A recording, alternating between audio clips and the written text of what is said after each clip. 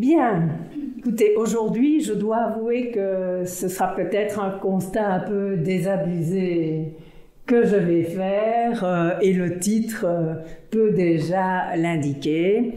Et donc, la question que je voulais examiner avec vous était, sachant que depuis le traité de Lisbonne, et je vais y revenir, une des nouveautés est l'affirmation que l'Union européenne repose sur un certain nombre de valeurs qui sont essentiellement des valeurs qu'elle doit respecter et que les États membres doivent respecter eux-mêmes pour que, dans un deuxième temps, elle puisse faire prospérer ces valeurs ailleurs dans le monde. Eh bien, je vais me poser la question de savoir si déjà, au plan interne, l'Union européenne est capable, a les moyens de faire respecter les valeurs qui ont été inscrites dans le traité, sachant que ce sera impossible pour l'Union européenne de faire prévaloir ces mêmes valeurs à l'international si déjà elle n'est pas crédible parce qu'elle n'est pas en mesure de les faire respecter sur son propre territoire. C'est la raison pour laquelle je me focalise maintenant sur est-ce que déjà elle est en mesure de faire en sorte que les États membres respectent ce à quoi ils se sont engagés. Alors, les valeurs de l'Union, on les trouve formulées dans la toute deuxième disposition du traité sur l'Union européenne, l'article 2. Et donc, l'article 2 se compose de deux phrases. Il énonce tout d'abord que l'Union est fondée sur les valeurs de respect de la dignité humaine, de liberté, de démocratie, d'égalité, de l'état de droit et de respect des droits de l'homme, y compris les droits des personnes appartenant à des minorités. Donc ça, c'est le noyau dur des valeurs. Un petit mot, bon, on les voit toutes. Tout ça se trouve d'ailleurs dans d'autres instruments. Il y a les droits des personnes appartenant à des minorités. Et il est peut-être piquant, au regard de ce que je vais vous expliquer maintenant, de voir que c'est la Hongrie, mais la Hongrie, qui n'était pas encore la Hongrie d'Orbán, qui a expressément demandé que cet aspect soit abordé dans les traités, parce que justement, il y avait des minorités hongroises dans toute une série d'autres États qui allaient entrer avec la Hongrie dans l'Union européenne et que donc elle voulait s'assurer une protection de ces minorités. Maintenant, elle ne les protège plus nécessairement elle-même, mais je vais y revenir. Puis, il y a une deuxième phrase dans l'article 2 qui est un peu plus nébuleuse, puisqu'on dit que ces valeurs, et on va voir l'importance que ces valeurs sont communes aux États membres, et on va voir l'importance que cela a. Puis on dit, dans une société, et là, donc, c'est un peu plus compliqué, qui est caractérisée par le pluralisme, la non-discrimination, la tolérance, la justice, la solidarité et l'égalité entre les femmes et les hommes. Alors, beaucoup d'interrogations. Est-ce que ça, ce sont aussi des valeurs ou pas? Des valeurs. De toute façon, ça se recoupe en partie avec ce qu'il y a dans la première phrase, parce que la justice et les respects des droits de l'homme, l'égalité entre les hommes et les femmes, ça s'est quand même repris dans le principe d'égalité, la tolérance, le pluralisme. Je soulignerai que le pluralisme fait partie intégrante de l'état de droit. C'est un élément constitutif de l'état de droit. Donc, je pense que de plus en plus, on se dit qu'il y a là toute une série de valeurs dont certaines forment un socle peut-être un peu plus solide que d'autres. Alors, ça, c'est donc ce que dit l'article 2. Il y a un autre article qui est très important, qui est l'article 49, qui lui est un des tout derniers articles du traité sur l'Union européenne, qui indique que tout État qui respecte les valeurs visées à l'article 2 et s'engage à les promouvoir peut demander à devenir membre de l'Union. Alors pourquoi est-ce que j'insiste sur cet article 49? C'est parce que la Cour Et je dis la Cour de justice de l'Union européenne, je dirais la Cour désormais, mais parce qu'il y a tellement, il y a la Cour de Strasbourg, il y a la Cour de Luxembourg, et donc ici, c'est bien la Cour de justice de l'Union européenne dont je parle, a tenu, et on pourrait dire de manière très opportune et bien nécessaire, à rappeler aux deux États rebelles dont je vais beaucoup parler aujourd'hui, à savoir la Pologne et la Hongrie, que l'Union regroupe des États, et alors là, la formule n'a pas été choisie, à mon sens, au hasard par la Cour, des États qui ont librement et volontairement adhéré aux valeurs communes de l'Union, actuellement visées à l'article 2, puis qui respectent ces valeurs et s'engagent à les promouvoir. Donc, quand certains États viennent dire « nous, on n'est pas tenus par les valeurs de l'Union », la Cour leur a dit, si vous êtes tenus par les valeurs de l'Union, parce que vous avez adhéré librement et volontairement, comme l'article 49 vous le permet, et que vous saviez qu'en adhérant, vous adhériez à une union qui était fondée sur des valeurs. Alors, pourquoi est-ce qu'on insiste tant sur ces valeurs?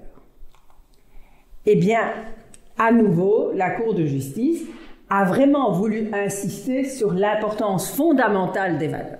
Et vous allez voir que les termes qu'elle utilise sont des termes plutôt très forts.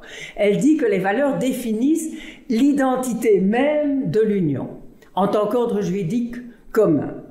Elle dit aussi, la construction juridique de l'Union repose sur la prémisse fondamentale selon laquelle chaque État partage avec tous les autres États membres et reconnaît en retour que ceux-ci partagent avec lui une série de valeurs communes. Et cette prémisse, elle est vraiment essentielle parce que il y a un principe tout aussi essentiel qui gouverne l'Union européenne, qui est au centre de pratiquement toute la construction européenne, qui est le principe de la confiance mutuelle entre les États. Cette confiance mutuelle, on la retrouve initialement dans le marché intérieur. C'est elle qui fonde le principe que l'on peut circuler librement et qu'il y a un principe de reconnaissance mutuelle des législations et que donc on a un espace unifié qui a pu se construire malgré la reconnaissance que les législations nationales pouvaient demeurer différentes parce que chaque État doit reconnaître que la législation des autres États est équivalente à la sienne et doit donc accepter que les législations des autres États s'appliquent sur son territoire. Elle a d'autres implications tout aussi importantes.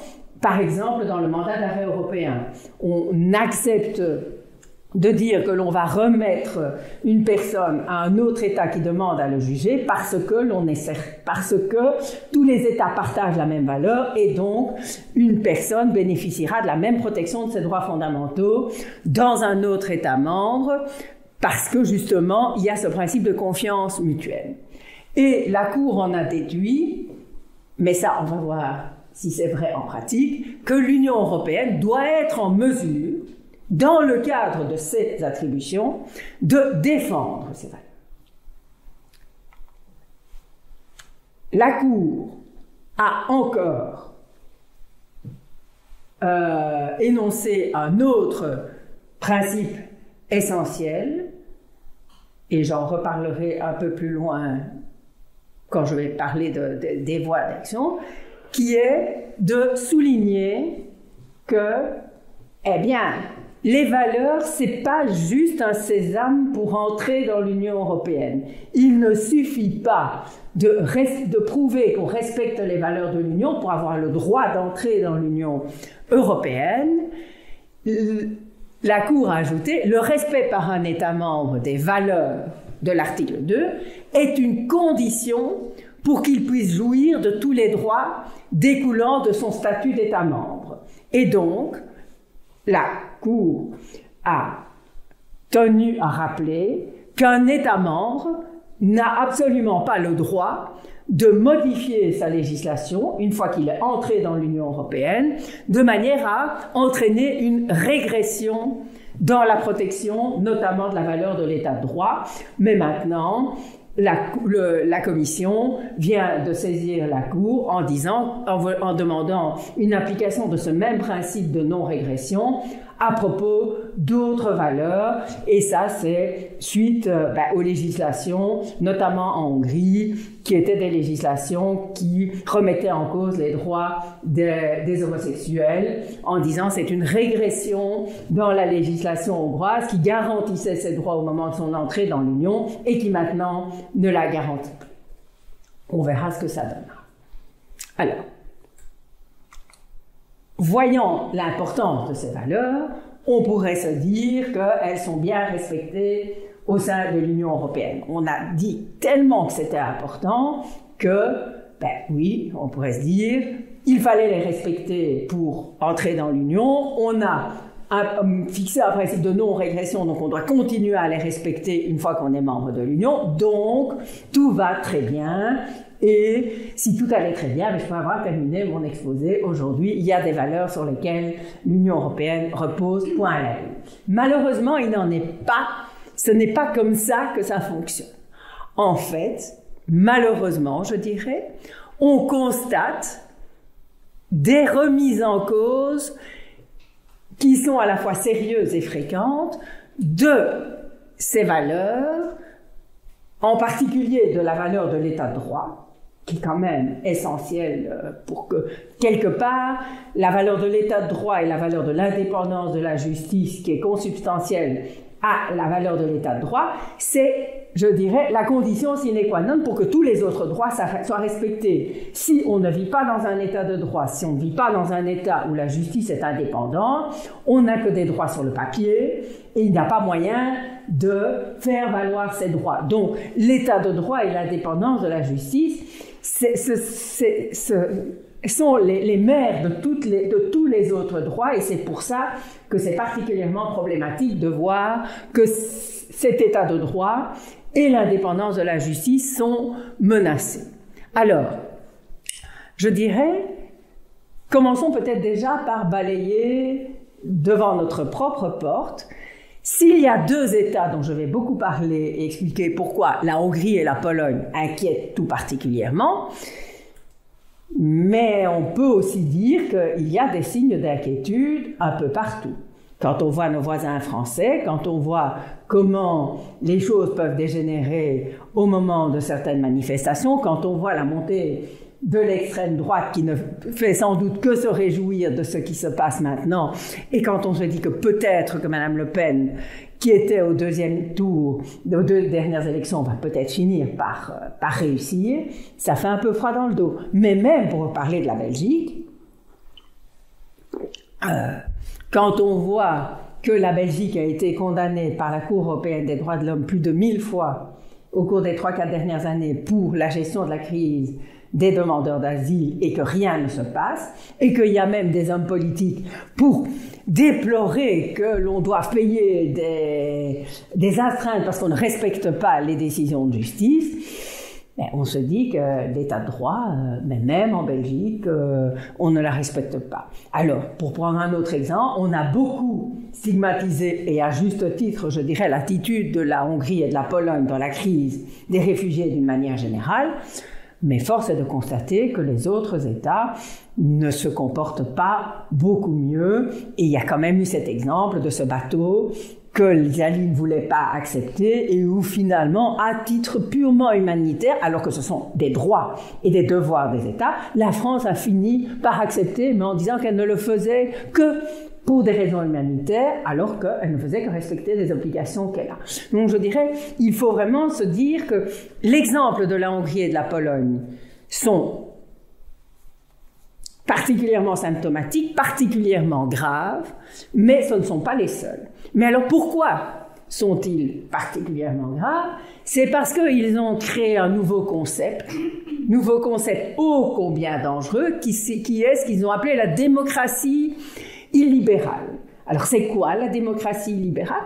C'est une démocratie parce qu'effectivement il y a toujours des élections et apparemment en tout cas, même si ça donne toujours le même résultat, par exemple en Hongrie, y compris tout récemment, et on va bientôt avoir des élections en Pologne, on va voir ce que ça donne, ça reste des élections libres, ça reste des élections crédibles, mais c'est à peu près la seule chose de la démocratie qui fonctionne encore dans ces pays, parce qu'on voit une stratégie assumée de démantèlement systématique de l'ensemble des contre-pouvoirs, qu'il s'agisse de l'opposition, de la presse, des organisations non gouvernementales, du monde académique, et puis, en premier lieu, de la justice, qui est quand même le premier des contre-pouvoirs. Mais aussi, la presse est très fort menacée, le monde académique, on a vu en Hongrie des universités qui ont été, l'université Georges Soros qui a été,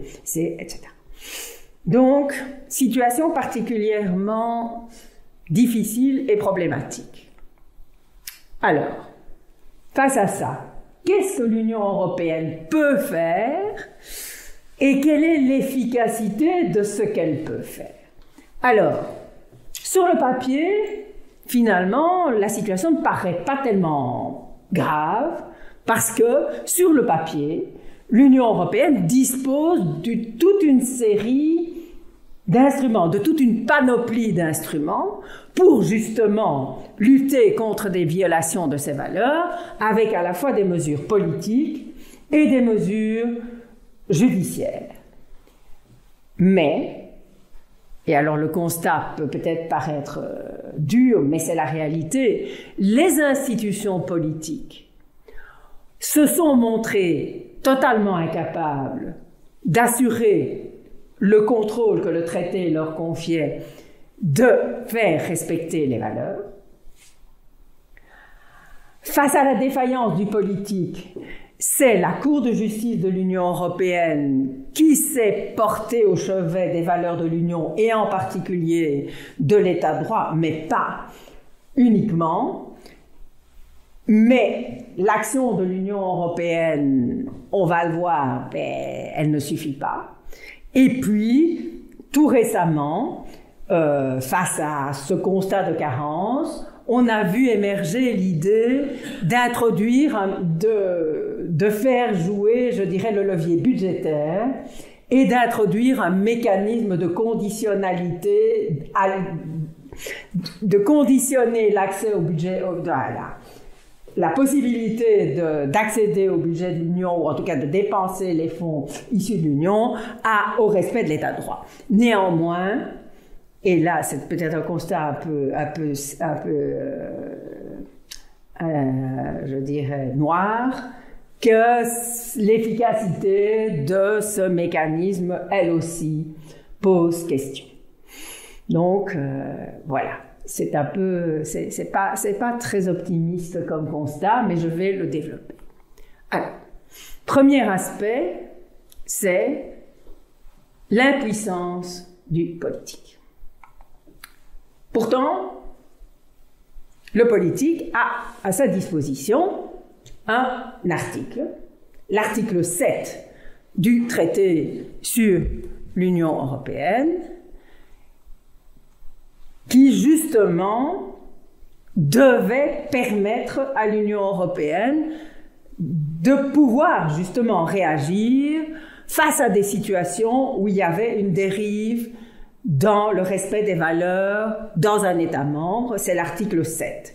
Et d'ailleurs, cet article avait été introduit initialement dans le traité d'Amsterdam en 1996 et avait été introduit précisément parce que l'Union européenne s'apprêtait à faire ce grand élargissement vers les États d'Europe centrale et orientale qui n'étaient que des démocraties très récentes et donc témoignait finalement d'une certaine lucidité en se disant il ne suffit pas que ces jeunes démocraties fassent l'effort, que ces anciens pays qui n'étaient pas démocratiques au départ fassent l'effort de devenir des démocraties, de respecter les valeurs de l'Union pour entrer dans l'Union, il fallait éviter justement une régression de ces valeurs par la suite. Et donc, on a prévu une disposition. Et l'article 7 du traité sur l'Union européenne comprend tout d'abord, et c'était le premier qui existait initialement, un mécanisme de sanction dans l'hypothèse où on constate une violation grave et persistante par un État membre des valeurs de l'Union, et puis, quelques années plus tard, le traité de Nice est venu ajouter un mécanisme de prévention de ces violations. Et les deux procédures coexistent, et en fait, on pourrait très bien enclencher la première immédiatement sans devoir passer par la seconde. Mais on verra ce qu'il en est. Alors,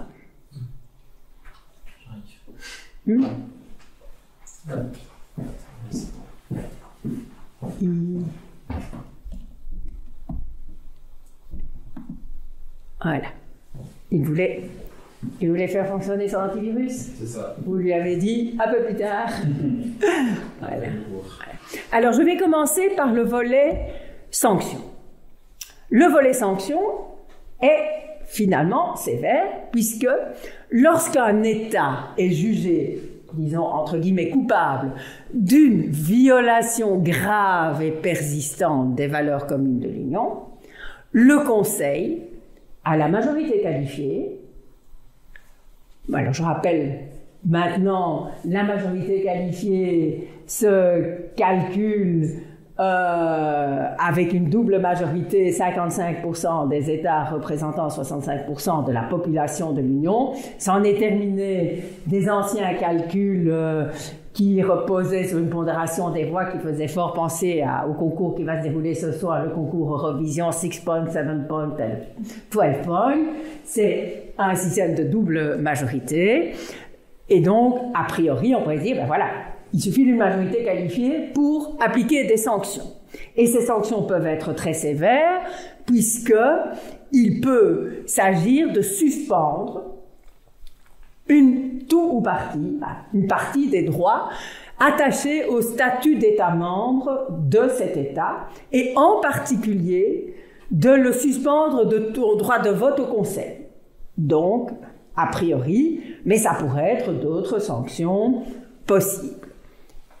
Étant entendu, et je dirais un mot de ça parce que c'est une problématique qu'on trouve même dans la conditionnalité budgétaire maintenant, il faut tenir compte des conséquences éventuelles d'une telle suspension sur les droits et obligations des personnes physiques. Il s'agit de punir les États, mais en évitant de punir les citoyens, que ce soit les citoyens de cet État ou d'autres citoyens. On va voir que ce n'est pas si facile que ça. Alors, ça paraît très bien, majorité qualifiée, sanctions, sauf que pour que le Conseil puisse décider de telles sanctions, il faut au préalable que le Conseil européen, cette fois-ci, donc les chefs d'État et de gouvernement, constate l'existence de cette violation grave et persistante des valeurs. Il peut être saisi à cet effet soit par la Commission, soit par un tiers des États membres. Il est un peu curieux et regrettable que le Parlement européen ne puisse pas saisir le Conseil européen d'une telle demande. Et il doit faire ce constat par une décision adoptée à l'unanimité après approbation par le Parlement européen. Problème, cette exigence d'unanimité fait que l'application de cette disposition est presque totalement impossible. Il faudrait qu'un État se retrouve totalement isolé. Et quand on voit la situation actuelle où déjà il y a 2 États qui violent allègrement, que plusieurs autres États sont dans une zone assez grise. Bon, on peut parler de la Bulgarie, on peut parler de la Roumanie, on peut parler de Malte, on peut parler de la Slovénie maintenant. Et puis alors, parfois ça change. Il y a des pays qui dérivaient dangereusement et où, suite à des élections, ça va mieux. Voilà, je dirais, il y a quand même plusieurs États, et puis il y a des États qui craignent le précédent. Alors, finalement, peut-être un constat important à faire. Finalement, d'où vient cet article 7? Quelle est l'inspiration de l'article 7? Eh bien, en fait, l'Union européenne n'a rien inventé. L'Union européenne s'est inspirée d'un article plus ou moins équivalent qui existait dans le statut du Conseil de l'Europe, qui prévoyait aussi une suspension et même une exclusion possible, ce qui n'est pas prévu dans le traité européen. Et finalement, cet article 8 et donc l'article 7 a été conçu finalement pour faire face à des coups d'État qui remettent en cause globalement les institutions démocratiques d'un État. C'est pour ça, je dirais, que l'article 8 du statut du Conseil de l'Europe a été très récemment mis en œuvre, et c'est une toute première, vis-à-vis de la Russie, en raison de l'invasion de l'Ukraine par la Russie.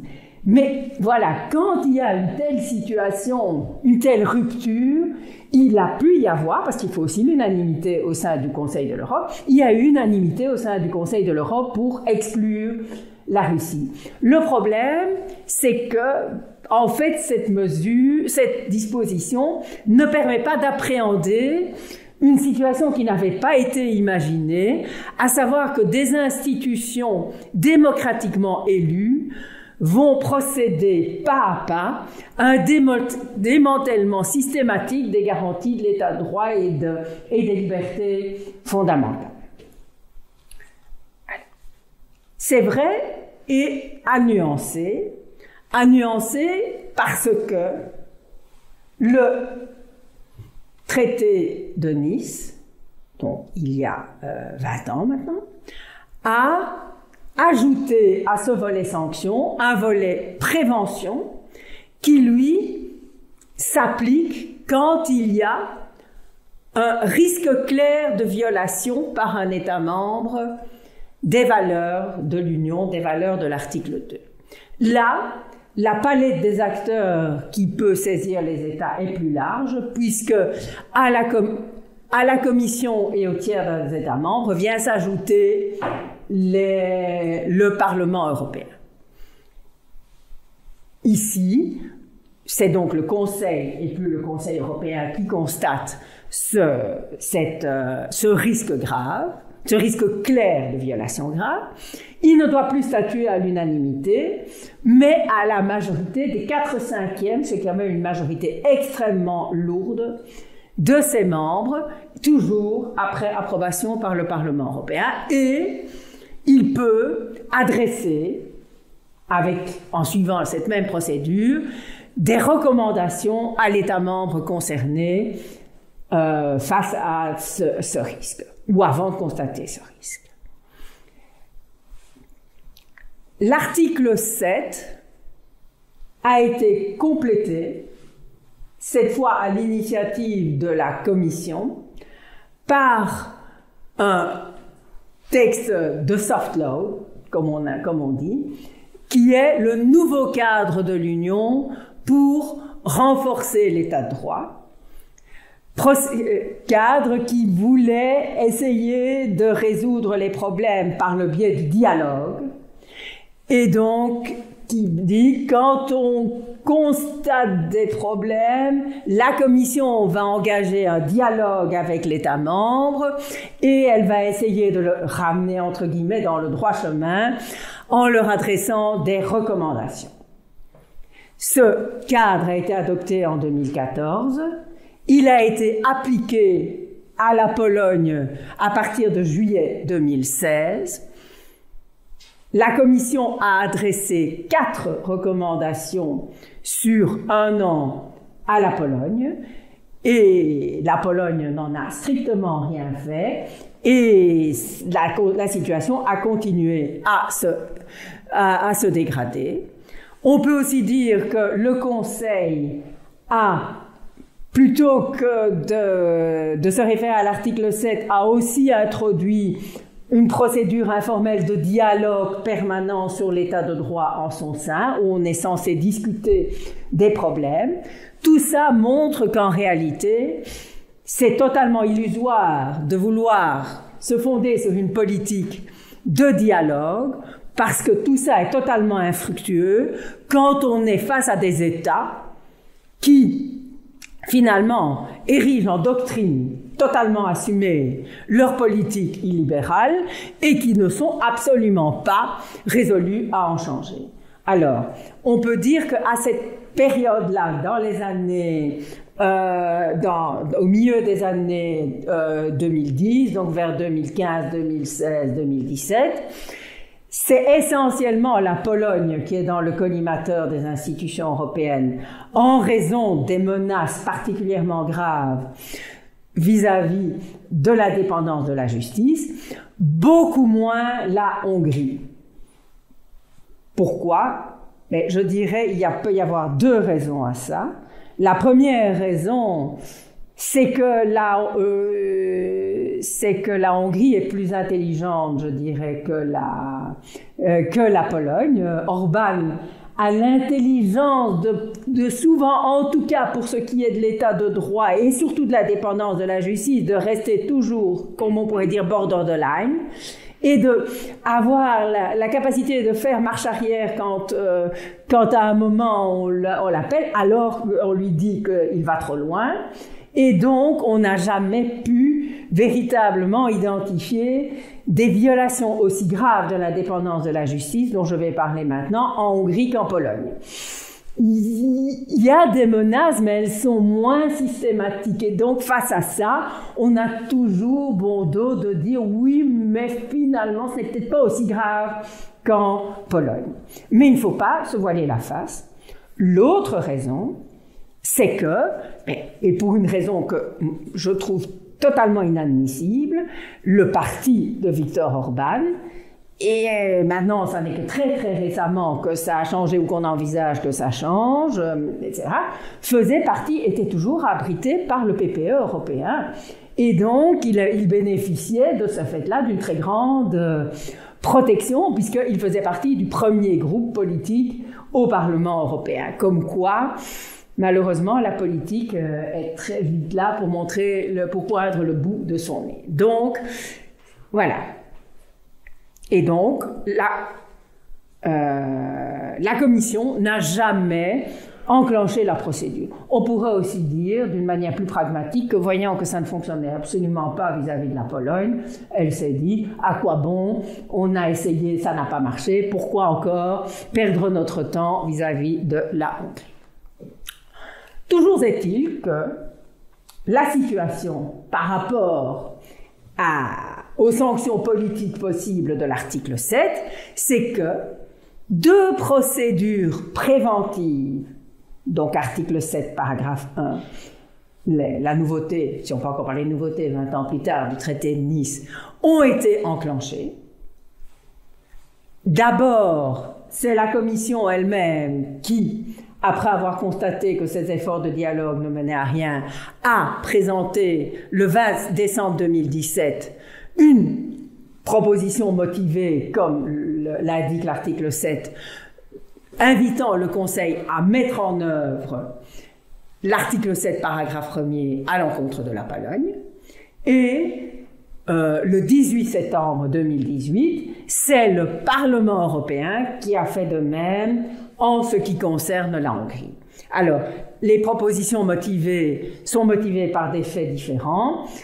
En ce qui concerne la Pologne, c'est essentiellement l'état de droit et la dépendance de la justice, les violations graves de la dépendance de la justice qui sont pointées par la Commission. En ce qui concerne la Hongrie, le Parlement européen a pointé des violations beaucoup plus larges des droits fondamentaux, de la démocratie, des droits des homosexuels, de la liberté de la presse, de la liberté académique. Donc là, c'est vraiment globalement l'ensemble, c'est globalement la violation de nombreuses valeurs de l'Union qui sont pointées par le Parlement. Alors, on pourrait dire, mais enfin, c'est quand même curieux d'aller introduire maintenant la procédure préventive qui devrait normalement s'appliquer en cas de risque clair de violation grave des valeurs, alors qu'on est en réalité bien au-delà de ça, puisqu'on n'est plus devant une situation de risque, on est devant, finalement, des violations graves et persistantes relevant du paragraphe 2. Alors, pourquoi est-ce qu'on continue à se baser sur le paragraphe 1er, sur la procédure préventive, alors qu'on n'est plus en situation de risque, mais en situation de violation avérée? Mais je pense qu'il y a deux raisons. La première, c'est que la Commission et le Parlement européen sont bien conscients que la procédure du paragraphe 2 est vouée totalement à l'échec. Et donc, on essaye de quand même faire quelque chose en activant le paragraphe 1er, même si c'est insuffisant. En ce qui concerne le Parlement européen, il y a une autre raison bien plus concrète, c'est que le Parlement européen, comme je l'ai dit tout à l'heure, n'a pas le droit de faire activer la procédure de sanction. Et donc, il exerce les seuls droits que lui confère le traité. Toujours est-il que des procédures ont été ainsi activées, enclenchées en 2017 pour l'une, en 2018 pour l'autre. Donc, il y a 5 ans, 6 ans. Et donc, on pourrait se dire, mais qu'est-ce qu'il en est plusieurs années plus tard? Eh bien, la situation est que les procédures sont au point mort. C'est bien simple quand on va voir sur le site Prelex qui permet de voir la situation de l'évolution de la procédure au Conseil. Il y a Conseil et puis il y a rien. Il y a bien eu des discussions informelles, mais la procédure n'a pas avancé d'un iota en 5 ans pour l'une, 6 ans presque pour l'autre. Et pourquoi? Eh bien, c'est parce que il nous a été expliqué qu'il y a au sein du Conseil un désaccord total quant aux mesures à prendre. Plusieurs options sont potentiellement sur la table. Abandonner la procédure, formellement, puisqu'elle n'avance pas, on se dit, au moins on est cohérent et on dit on abandonne la procédure. Continuer ce dialogue permanent en le transformant en un dialogue exigeant. Je me demande toujours bien ce que ça veut dire, un dialogue exigeant, quand ça fait tellement d'années qu'on demande quelque chose et qu'on n'est pas écouté, mais soit. Ou encore de dire qu'on va passer au vote au Conseil et voir comment on va se compter. Eh bien, aucune de ces options ne recueille une majorité significative. Donc, les voix des États s'éparpillent complètement entre ces 3 options. Et puis, ça s'explique aussi, malheureusement, parce qu'il y a un défaut de volonté politique, moi je dirais même un manque de courage politique, de la plupart des gouvernements des États membres face à de tels dossiers. Et donc, en fait, je crois que ce que je mettais en introduction là, l'impuissance du politique, elle est manifeste.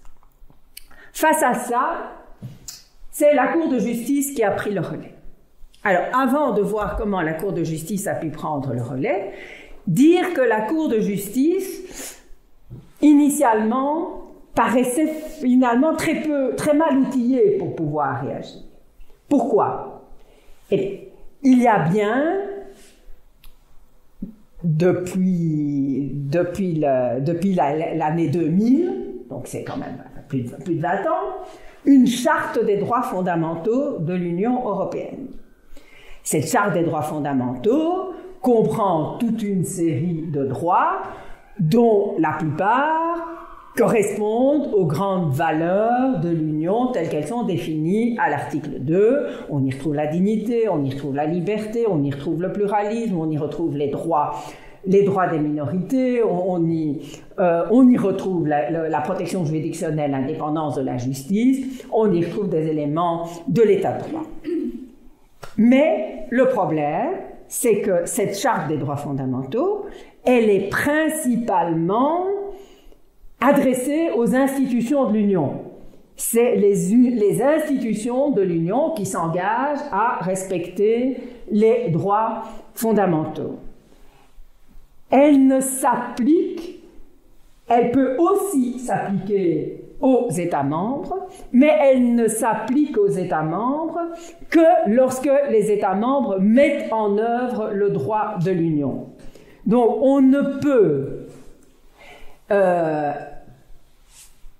introduire par exemple un recours en manquement à l'encontre d'un État membre pour violation de la Charte des droits fondamentaux que si on parvient à établir un lien clair entre la violation du droit fondamental et l'application du droit de l'Union européenne. Et par exemple, pour les droits des homosexuels, je vais essayer de vous expliquer avant de venir comment finalement la Commission essaye de s'en sortir, mais pour toute une série de droits. Mais en fait, quand les États membres agissent en dehors du champ d'application du droit de l'Union européenne, et il faut quand même bien dire que le champ d'application du droit de l'Union européenne ne recouvre pas l'ensemble des compétences des États, loin s'en faut, c'est difficile de se référer à la Charte des droits fondamentaux. Avant d'en venir à se l'expliquer, je vais dire que très récemment, la Cour de justice a quand même fait preuve d'énormément d'imagination pour finalement arriver à s'en prendre à la Hongrie pour la violation d'une série de valeurs correspondant à des droits fondamentaux, alors qu'a priori, le rapport avec le droit de l'Union européenne n'était pas très important. C'était le cas quand la Hongrie s'en est pris aux organisations non gouvernementales, en limitant les droits des organisations non gouvernementales. La Cour de justice a été trouver un lien avec l'Union européenne en établant, oui, mais finalement, les organisations non gouvernementales se voient limitées dans les droits de recevoir des fonds issus d'autres États ou des fonds, de collecter des fonds. Or, qui dit collecter des fonds, dit libre circulation des capitaux. Qui dit libre circulation des capitaux, dit droit de l'Union européenne. Donc, la Cour a réussi à trouver un lien avec le droit de l'Union européenne pour dire que toutes les mesures qui visaient à intimider les organisations non gouvernementales, elle a fait la même chose à propos de l'université Georges Soros et la liberté académique en se reposant sur le fait que l'université Georges Soros était une université privée et qu'étant une université privée, elle avait des droits liés à la liberté d'établissement dans l'Union européenne. Maintenant, la Commission vient d'introduire un recours pour les violations des droits des homosexuels et de la communauté, et notamment de toute une série de choses qu'on ne pourrait pas faire dans des manuels destinés aux enfants, et on se fonde là sur la libre circulation des manuels scolaires. Ça peut paraître... Finalement, on pourrait dire, mais c'est un peu dérisoire d'aller se fonder sur, mais c'est la seule manière dont la Cour a trouvé de pouvoir, en ce qui concerne particulièrement la Hongrie, de retrouver un rattachement à des dispositions des traités pour pouvoir dire il faut respecter... Et maintenant, tout récemment, la Commission vient d'introduire, toujours à l'égard de la Hongrie, un nouveau recours en manquement, en se fondant sur ce principe que j'ai rappelé tout à l'heure, que la Cour a dit, selon lequel l'article 2, ce n'était pas simplement quelque chose de politique, c'était juridique et que ça impliquait un principe de non-régression. Et que donc, lorsqu'un État était en situation de régression par rapport à des droits fondamentaux, on pouvait aussi introduire, elle s'estime en droit d'introduire un recours en manquement. On verra ce que la Cour dit. Mais, et là je voudrais souligner, c'est particulièrement à propos de l'indépendance de la justice et de la Pologne que la Cour a été particulièrement dynamique, inventive et courageuse, il faut le dire, au point que plusieurs auteurs ont dit que c'était face à l'impuissance des politiques, face à l'absence totale de volonté politique des États membres au sein du Conseil européen, face à la timidité de la Commission, bien que ce que je vous montre maintenant indique que maintenant que la Cour de justice a montré l'exemple, tout d'un coup la Commission se montre un peu moins timide qu'il y a 10 ans, heureusement. la Cour a été qualifiée du dernier soldat de Poe. Et la Cour de justice a développé une jurisprudence. Alors je ne vais pas vous expliquer en détail comment elle a fait parce que c'est très juridique et très complexe, mais elle a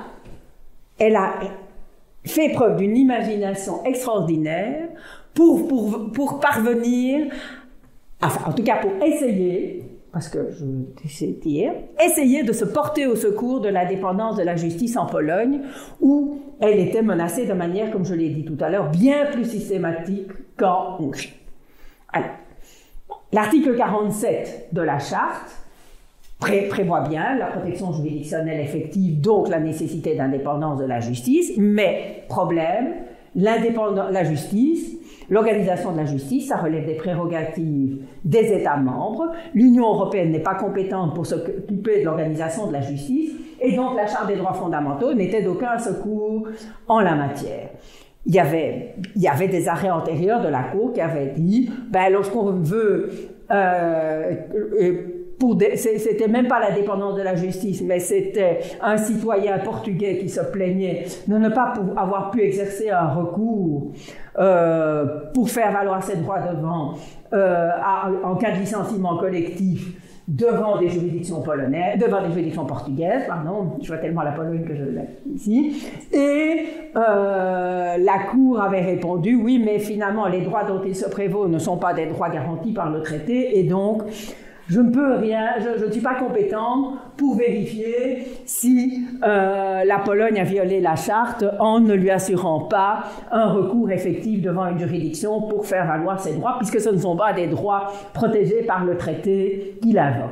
Donc, il semblait que la Cour n'allait pas pouvoir se mêler de l'organisation de la justice et de mesures qui, de manière systémique, mettaient en cause l'indépendance de la justice. Et pourtant, faute de pouvoir s'appuyer sur la charte, la Cour s'est emparée d'un article qui, a priori, semble ne pas vraiment manger de pain, puisqu'il dit simplement « Les États membres établissent les voies de recours nécessaires pour assurer une protection juridictionnelle effective dans les domaines couverts par le droit de l'Union ». Ça semblait simplement rappeler que le droit de l'Union européenne repose essentiellement pour son application sur les juridictions nationales et donc il faut prévoir des recours en droit national puisque il y a un principe de primauté et d'effet direct du droit de l'Union et donc c'est pas devant la Cour que l'on va faire porter les affaires, c'est principalement donc il faut qu'il y ait des recours. A priori, c'était simplement ça que ça voulait dire, et c'est un article qui a été introduit par le traité de Lisbonne, et je douterais très fort que les auteurs du traité de Lisbonne aient imaginé tout ce que la Cour de justice a tiré de cet article, qui finalement, a priori, paraît assez anodin. En fait, la Cour a lié cet article 19 à notre fameux article 2 sur les valeurs de l'Union en disant qu'il concrétise la valeur de l'état de droit consacré par l'article 2.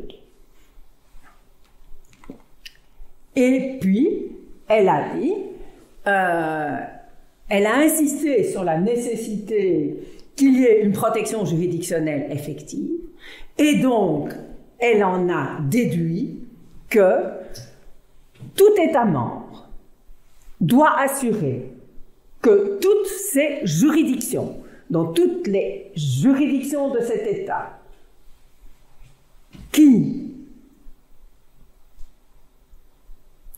statuent dans des domaines couverts par le droit de l'Union, satisfont aux exigences d'une protection juridictionnelle. Et donc, elle a donné au terme « domaine couvert par le droit de l'Union » un sens extrêmement large. Chaque fois qu'une juridiction est susceptible d'interpréter ou d'appliquer une disposition du droit de l'Union, elle est visée.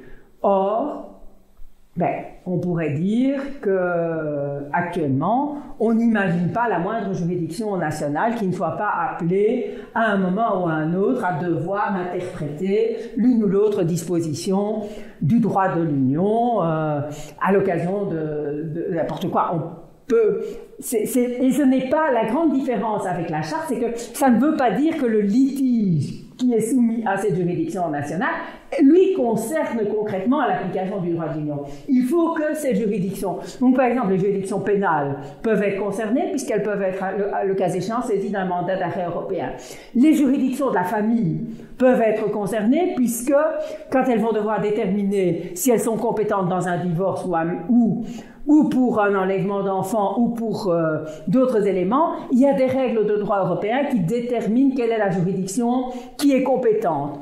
On peut multiplier les exemples. Donc ça veut dire que la Cour arrive à dire que toutes les juridictions de tous les États membres sont visées par l'article 19. Elles doivent donc toutes assurer une protection juridictionnelle effective et le point de départ de toute protection juridictionnelle effective, c'est la préservation de l'indépendance des juridictions. Et donc, par ce raisonnement extrêmement audacieux, la Cour est arrivée à la conclusion qu'elle pouvait contrôler que les États membres, que les législations des États membres assuraient bien respectaient bien et assuraient bien l'indépendance de leur système judiciaire national et a estimé qu'elle pouvait réagir en cas de violation de l'indépendance des juges nationaux. Alors, suite à ça a réveillé la Commission européenne. Enfin, non, je vais être plus honnête, c'est ce que souvent on dit. En réalité, je dirais, et comme ça arrive souvent quand il y a des innovations jurisprudentielles importantes, et qu'en plus ces innovations jurisprudentielles concernent des États qui sont des États importants et des États où les problèmes sont importants, souvent la Cour commence par faire un petit galop d'essai à propos d'une autre affaire dans un autre État. Et en réalité, la Cour de justice a développé cette jurisprudence, non pas à propos de la Pologne, mais à propos du Portugal et à propos d'une affaire qui concernait les mesures d'austérité qui avaient été adoptées par le Portugal suite à la crise économique et financière de 2008, mesures qui avaient d'ailleurs été imposées au Portugal pour pouvoir obtenir l'aide, notamment du mécanisme européen de solidarité, du FMI et de la Banque centrale européenne. Et donc, en fait, ces mesures d'austérité s'étaient traduites par une réduction du salaire des magistrats polonais, comme de tous les fonctionnaires polonais, et eux avaient finalement introduit une action, et c'était eux qui avaient eu cette idée d'invoquer cet article 19.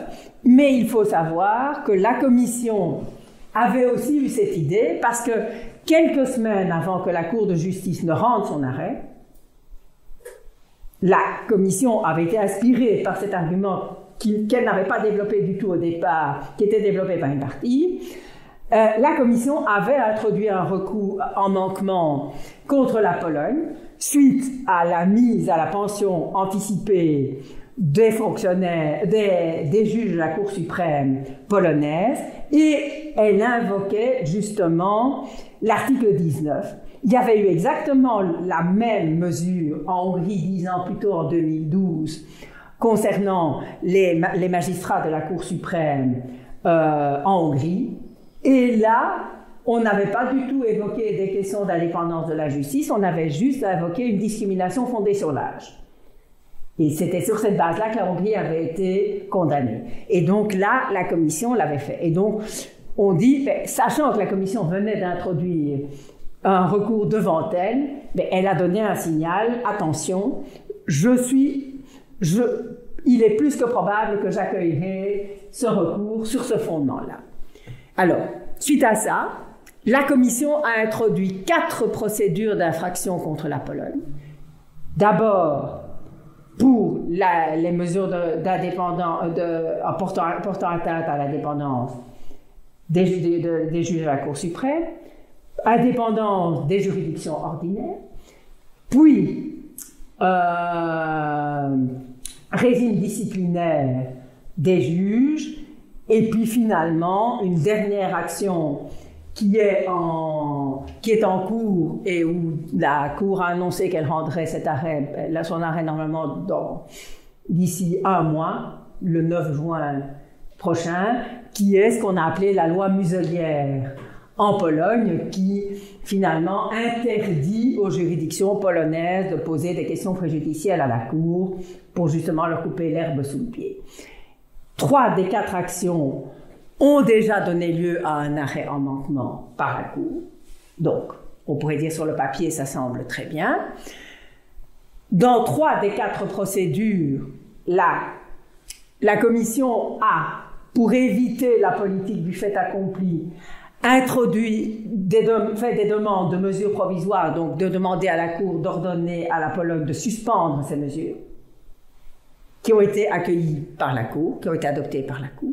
Il y a eu aussi plusieurs juges nationaux qui ont posé des questions préjudicielles à la Cour, justement sur la mesure de compatibilité de ça. C'est suite à ça que la Pologne a adopté ce qu'on appelle la loi muselière, c'est-à-dire finalement engageant des procédures disciplinaires contre ces juges de ce fait-là. Et ça, c'est la dernière action en manquement sur laquelle la Cour va se prononcer prochainement. Et dans le cadre de ces actions préjudicielles, la Cour a dit que les juges polonais, les juges nationaux, devaient laisser inappliquées les mesures nationales qui violaient le principe d'indépendance de la justice, en rappelant le principe de primauté du droit de l'Union européenne. Donc, sur le papier, il semble que l'action de la Cour de justice pour se porter au secours de l'indépendance de la justice en Pologne semble assez forte, mais son efficacité est limitée parce que, malheureusement, les autorités polonaises n'hésitent pas à défier la Cour. Alors, au début, en 2019, il y a eu un petit espoir parce que, suite au premier recours en manquement, introduit par la Commission et qui concernait donc l'abaissement de l'âge de la retraite des magistrats à la Cour suprême de Pologne, abaissement de l'âge de la retraite qui s'appliquait avec effet immédiat à tous les juges en fonction.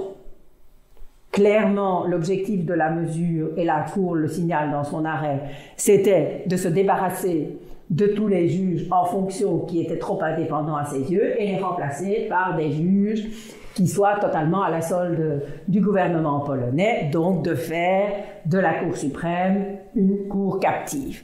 Et la Cour n'a pas l'a clairement écrit. Alors, à ce moment-là, on s'est dit, mais peut-être quand même que la Pologne a compris, puisque le gouvernement polonais, très rapidement, est revenu sur cette mesure et a adopté une nouvelle loi, et il a réintégré les juges qui avaient été obligés de partir à la Cour suprême. Et donc, on s'est dit, finalement, l'action judiciaire, ça semble ne pas trop mal marcher. Sauf que, il est très vite apparu que c'était une décision purement tactique. Il s'agissait juste d'éviter de devoir payer éventuellement des astreintes. Et ça n'a absolument pas empêché la Pologne de continuer ses réformes, de renforcer même ses réformes, de les aggraver. Et par la suite, là, le gouvernement polonais, il a purement et simplement, refusé d'exécuter tous les arrêts de la Cour, toutes les décisions lui demandant de suspendre. La Cour, constatant notamment pour le régime disciplinaire mis en place par la Pologne, où la Cour a jugé que que la chambre disciplinaire de la Cour suprême, une nouvelle chambre créée, était une chambre totalement non indépendante, totalement à la solde du pouvoir, et donc a demandé à la Pologne de suspendre les activités de cette chambre disciplinaire. La Pologne n'a pas obtempéré. La Cour de justice, alors, a été de nouveau saisie par la Cour. Il y a des astreintes d'1 million d'euros par jour qui ont été prononcées aussi longtemps que la Pologne ne respectait pas l'arrêt de la Cour de justice. Ça n'a pas fait bouger la Pologne. Ces astreintes s'élèvent maintenant à plus de 400 millions d'euros. Et la seule chose que la Commission a trouvée, c'est finalement de bloquer l'argent, de prendre ça sur de l'argent qui est dû par la Pologne au titre des fonds structurels, puisque... et donc, la Pologne s'assied purement et simplement sur les arrêts de la Cour de justice. Pire encore, le gouvernement polonais a pu compter sur le renfort de la Cour constitutionnelle polonaise. Cour constitutionnelle polonaise dont la Cour européenne des droits de l'homme, cette fois, a déclaré explicitement que ce n'était plus une juridiction indépendante, et pire encore que les conditions de nomination de ces juges faisaient qu'on ne pouvait même plus la considérer comme un tribunal établi par la loi, c'est dire que c'est vraiment une juridiction captive.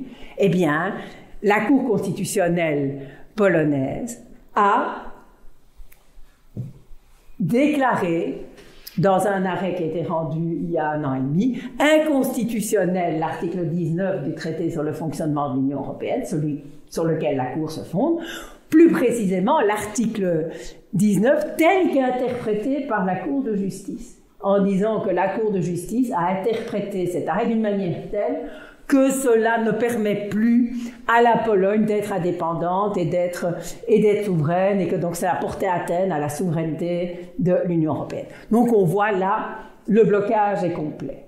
J'ajouterai que la Cour de justice de l'Union européenne n'est pas la seule à s'être portée au chevet des juges polonais. La Cour européenne des droits de l'homme a aussi été très active. Il y a 5 arrêts de la Cour européenne des droits de l'homme qui ont été rendus en 2021 et en 2022 pour exactement les mêmes raisons que les raisons qui ont saisi, qui ont fait que la Cour de justice a condamné la Pologne. Et la seule réaction de la Pologne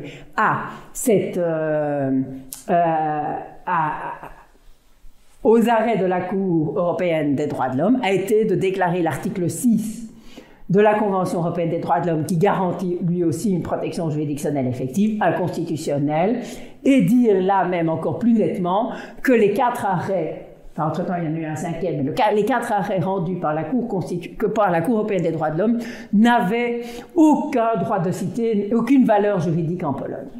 Donc on voit, ça fait beaucoup, mais ça n'a pas beaucoup d'efficacité. En plus, je dirais, c'est très bien, ça peut fonctionner pour garantir l'indépendance de la justice, pour éventuellement même plus largement garantir l'état de droit, mais pour les autres valeurs, la question se pose. Mais enfin, comme je vous ai dit tout à l'heure, la Cour de justice a aussi été très imaginative, cette fois à l'encontre de la Hongrie, pour justement faire... Elle a aussi condamné aussi bien la Pologne que la Hongrie et aussi la Slovaquie, notamment lorsque elles avaient pris des mesures en violation des droits des demandeurs d'asile. Donc, je dirais, le politique, il mérite vraiment à 0 pointé, même si on peut dire, oui, mais c'est pas très étonnant, c'est le politique, les moyens qui sont à sa disposition ne sont pas. Le judiciaire a essayé de faire tout ce qu'il pouvait, a été beaucoup plus courageux, il a vraiment été jusqu'au bout des possibilités, et même, il les a presque inventées, ces possibilités, ça ne suffit pas. Et donc, par rapport à ça, on a vu récemment entrer en lice un nouveau levier qui cette fois-ci est le levier budgétaire.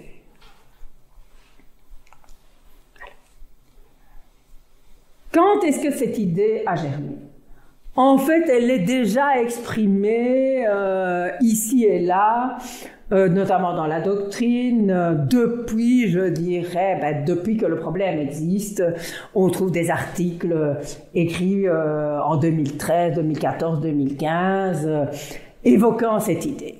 Mais, je dirais, elle est vraiment venue comme proposition possible dans le débat lorsque l'on a lancé en 2017 le grand débat sur le cadre financier pluriannuel de l'Union européenne 2021-2027. Parce que l'Union européenne fonctionne par grandes périodes. Initialement, c'était 5 ans, maintenant c'est 7 ans. Et on définit les grands moyens dont l'Union européenne va disposer et ce qu'elle va faire des moyens dont elle dispose par des perspectives financières pluriannuelles qui couvrent période de 7 années. Et c'est à ce moment-là que plusieurs États ont présenté des propositions, aussi des parties intéressées, parce que comme vous savez, quand la Commission, avant de lancer des propositions formelles, la Commission commence par un livre vert, un livre blanc, des consultations. Et lors de ces consultations préliminaires, cette idée est régulièrement venue, consistant à dire, finalement, notamment la Pologne et la Hongrie, font partie des principaux bénéficiaires des financements du budget de l'Union européenne. C'est vrai en chiffre absolu pour la Pologne, c'est vrai en chiffre relatif par tête d'habitant pour la Hongrie, et donc on s'est dit, mais pourquoi ne pas établir un lien entre le décaissement des fonds du budget de l'Union et le respect de l'état de droit? Donc on ne vise pas ici toutes les valeurs d'une manière générale, même si, je dirais, de ce point de vue-là, en réalité, cette conditionnalité existe déjà dans la législation sur les fonds structurels. Par exemple, une série de communes en Pologne se sont déclarées zones libres de tout LGBTQR et ça a conduit à ce qu'elles soient exclues du bénéfice de certains plans, de certains programmes de l'Union européenne parce qu'elles violaient la règle de la non-discrimination. Donc ça peut exister, mais c'est beaucoup plus ponctuel. Et ici, c'était d'une manière plus générale et pas seulement pour tel fonds bien particulier, lorsqu'on demandait de l'argent pour un programme bien particulier de le faire. C'était d'une manière générale de dire il faut respecter l'état de droit pour pouvoir bénéficier de fonds du budget de l'Union européenne. La Commission a repris cette idée à son compte et elle a présenté le 2 mai 2018, donc il y a 5 ans, une proposition de règlement relatif à la protection du budget de l'Union en cas de défaillance généralisée de l'état de droit dans un État membre. Alors, il faut dire que la question était discutée, est-ce que l'on peut ainsi faire le lien entre les deux? Je vais y revenir. En fait, il y a tout de suite deux objections qui ont été faites. La première, est-ce que l'on peut ainsi lier le fait de pouvoir bénéficier des fonds au respect de l'état de droit, et deux, est-ce que, en faisant ce genre de mesures, est-ce qu'on n'est pas en train, en réalité, de court-circuiter l'article 7 dont je vous ai parlé, qui parle de la suspension des droits d'un État membre en cas de violation grave et persistante des valeurs de l'Union, et l'état de droit est une valeur de l'Union. Donc, c'était les deux questions qui se posaient. Alors, proposition déposée en 2018, elle reste au fond des tiroirs pendant 2 ans. Et finalement, assez de manière peut-être un peu surprenante, c'est la crise de Covid-19 qui va se révéler être une fenêtre d'opportunité. Pourquoi? Eh bien, parce que très vite après le début de la pandémie, en avril-mai 2020, donc vraiment quelques semaines seulement après le début de la pandémie, la Commission a émis l'idée qu'il faudrait que l'Union européenne puisse avoir, en plus de son budget ordinaire pluriannuel de la période 2021-2027, avoir des moyens supplémentaires et mettre en œuvre un grand plan de relance économique qui présente la caractéristique tout à fait innovante qui était que ce plan est financé par des emprunts de l'Union européenne. Et donc, ce plan faisait que, outre les 1000 milliards d'euros du plan pluriannuel ordinaire, 750 milliards supplémentaires allaient venir pour pouvoir financer ce plan de relance et qui allait être emprunté par l'Union européenne. Et au départ, c'est essentiellement les États qu'on a dit États frugaux ou États qui étaient radins, qui ont relancé cette idée qu'il fallait quand même veiller à ce que l'argent de l'Union européenne soit bien dépensé et que donc pour ça il fallait lier budget et conditionnalité état de droit. Et donc, quand on a discuté le plan de relance, c'est la proposition de la Commission, qui semblait presque enterrée jusque-là, est devenue un enjeu central. Le déverrouillage, je dirais, est venu de ce fameux Conseil européen du 21 juin, le Conseil européen le plus long de l'histoire, qui a duré 5 ans, dans lequel il a fallu avoir des claquements de porte parce que certains ne voulaient pas de l'emprunt, ne voulaient pas s'engager ou ne voulaient pas que les emprunts puissent servir à financer des actions communes, etc. C'est à l'occasion de ce Conseil européen épique que, dans les conclusions de ce Conseil européen, on voit souligner l'importance que revêt tant la protection des intérêts financiers de l'Union que le respect de l'état de droit, sur base de quoi les 27 États membres, y compris Pologne et Hongrie, ont convenu qu'un régime de conditionnalité visant à protéger le budget et le fameux plan de relance Next Generation EU serait introduit. Les véritables négociations commencent en septembre 2020.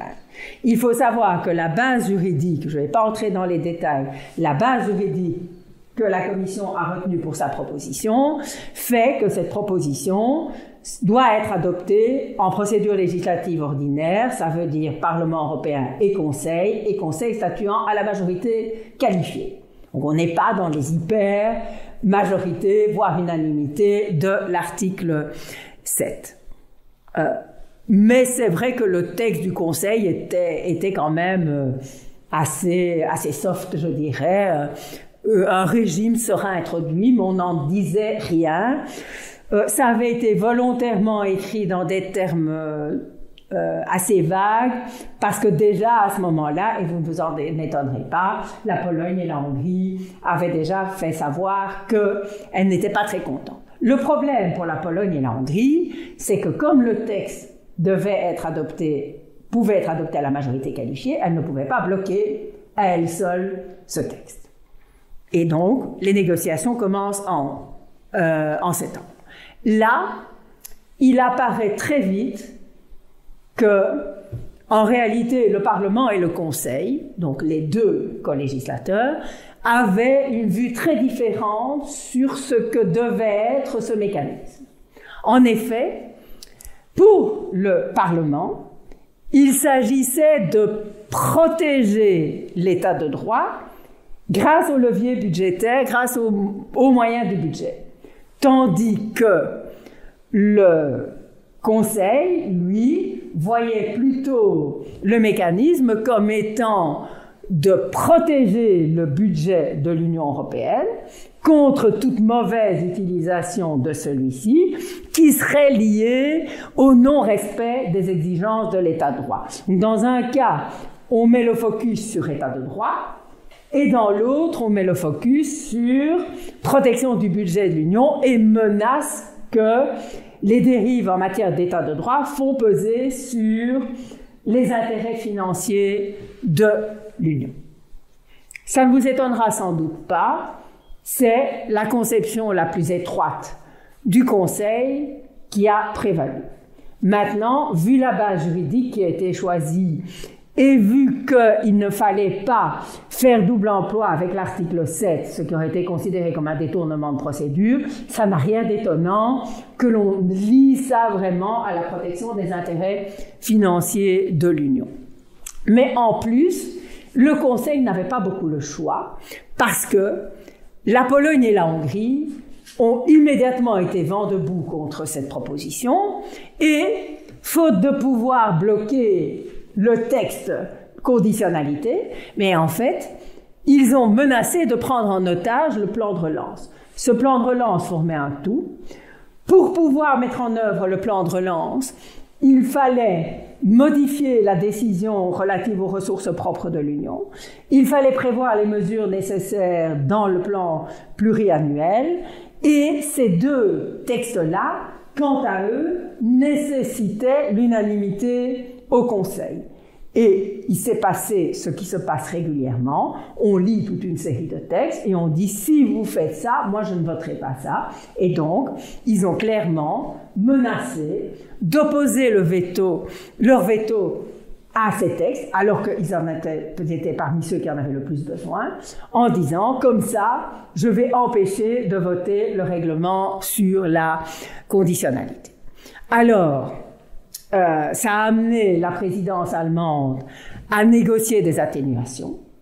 Ça a fait grincer des dents au Parlement européen, mais finalement, le Parlement européen a accepté une série d'aménagements du texte, mais ça n'a pas encore satisfait les deux États. Et il a fallu que le Conseil européen recommence à se pencher sur la question. Et d'ailleurs, on peut dire que le Conseil européen est quelque peu sorti de son rôle en se mêlant lui-même directement de ces questions. Et qu'est-ce que le Conseil européen a convenu en pratique? Et il a dit que finalement, il a avalisé le compromis qui avait été adopté entre le Parlement et le Conseil, mais il a dit la Commission ne pourra pas mettre en œuvre le mécanisme avant d'avoir défini des lignes directrices, de manière à bien que les États sachent ce qu'il en est et respecter l'égalité entre les États. Et la Commission s'est engagée, un peu contrainte et forcée, il faut bien le dire, à ne définir, plus précisément à dire que si un recours en annulation était introduit contre ce texte, la Commission devait attendre le résultat de ce recours en annulation avant de définir les lignes directrices. Et, sans surprise, la Pologne et la Hongrie ont effectivement introduit un recours en annulation. On peut même dire qu'elles ont vraiment essayé de jouer la montre. Elles ont attendu le tout dernier jour possible de date d'introduction du délai pour justement retarder au maximum. Elles espéraient que la Cour allait mettre, comme c'est souvent le cas, des années avant de se prononcer. Pas de chance pour elle. La Cour de justice a décidé, ce qui est tout à fait exceptionnel pour une question aussi importante, d'appliquer la procédure accélérée. Et donc, moins d'un an avant l'introduction du recours, la Cour a prononcé deux arrêts, parce qu'évidemment, les deux États ont fait, mais il fallait que chacun ait son arrêt, sinon ça n'allait pas. Deux arrêts se prononçant. Alors, ces arrêts, je dirais, ils ont comme point très positif que les recours ont été rejetés. Sinon, évidemment, je ne serais pas là ici pour vous en parler. Elle a donc validé le mécanisme. elle a reconnu dans son principe que l'Union européenne était compétente pour défendre ses valeurs en introduisant un mécanisme de conditionnalité pour les fonds de l'Union.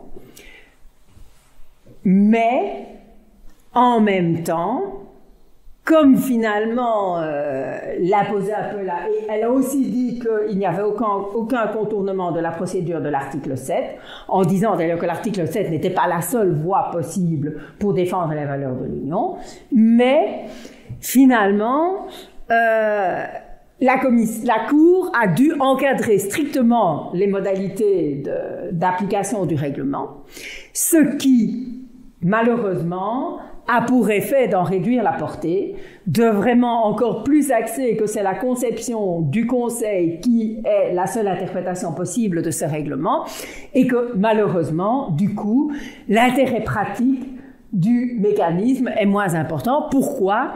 Parce que la Cour a vraiment insisté, on ne peut plus lourdement, sur la nécessité d'établir un véritable lien concret entre menace pour le budget de l'Union européenne, menace pour les intérêts financiers de l'Union et respect de l'état de droit. Alors, j'en arrive à la fin. Est-ce que ce mécanisme a permis de changer quelque chose? Eh bien, je dirais oui et non. Alors, en ce qui concerne la Hongrie, la Commission n'a pas attendu très longtemps, puisque à peine 2 mois plus tard, elle a enclenché effectivement la procédure qui devait conduire à ce que le Conseil se prononce et prenne des mesures, prenne une décision donc suspendant des fonds, mais elle a très vite limité le cadre de son analyse, puisque elle ne s'intéresse pas de manière générale à la problématique de la dépendance des juges, même si par ailleurs, comme j'ai dit, même si la Hongrie est borderline, elle se base vraiment sur des problèmes liés à la corruption. Et on sait que c'est un gros problème en Hongrie. Orban et les proches d'Orban sont très souvent coupables de corruption. Et donc, c'est la corruption, c'est l'attribution des marchés publics. Et c'est là-dessus que la Commission s'est focalisée. En ce qui concerne la Pologne, là, la Commission a dit « Je ne peux prendre aucune initiative ».